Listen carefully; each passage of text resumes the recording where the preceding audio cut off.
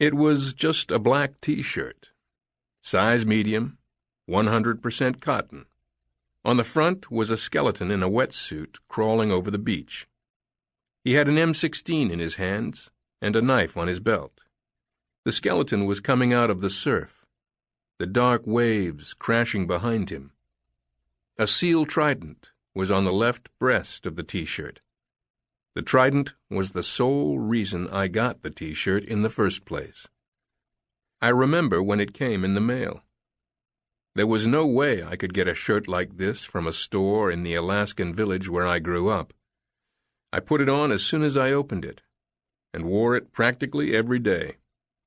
If that shirt was clean in the morning, I was wearing it.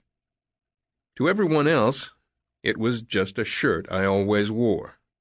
But to me, it represented my goal in life. Each time I wore it, the shirt renewed my quest to become a SEAL.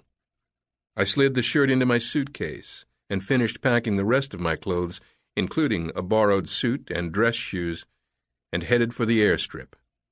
I was on my way to a conference in Washington, D.C.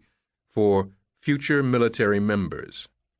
It was 1992, and to this day I don't know how I got invited, but it probably came from one of the many recruiters I'd talked with about being a SEAL. The airstrip was on the outskirts of the village, and it was our only lifeline to civilization, if you can call any town in Alaska that. The frontier lifestyle is why people move to Alaska. If you want convenience, stay in the lower 48. I watched the bush plane clear the trees at the far end of the strip and come in for a landing.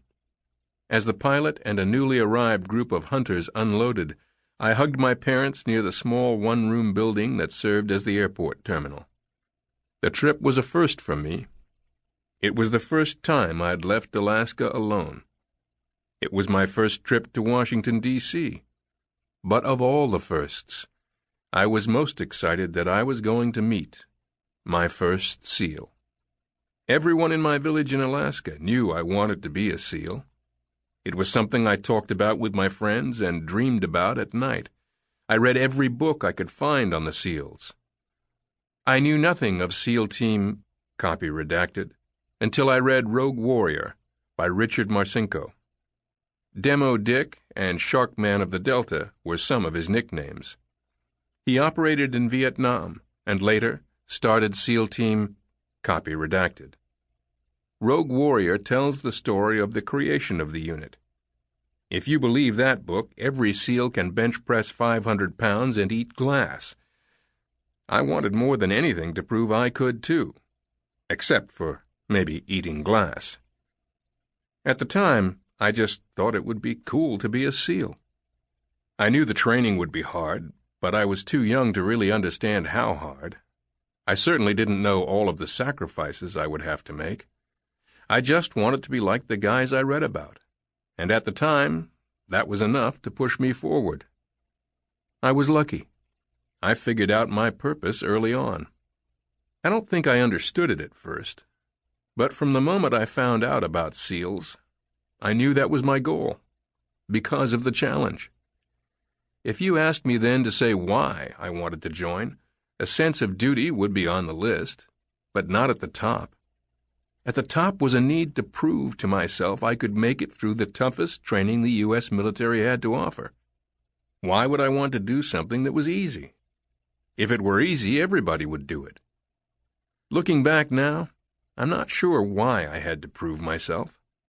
All I knew was after reading the history books, I decided the SEALs always stood out as the hardest and most challenging.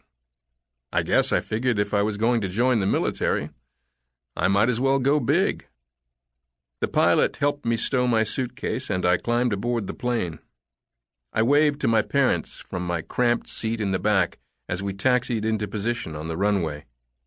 My family wasn't rich, but my parents offered to cover the airplane ticket, and 2 Army veterans from the village covered the remaining costs. At the airport in Anchorage, I pulled the itinerary for the trip out and went over it again. Before the SEAL session, I'd have to endure trips to the national monuments and listen to sessions on the Army and Air Force. But it was worth it. to meet a SEAL.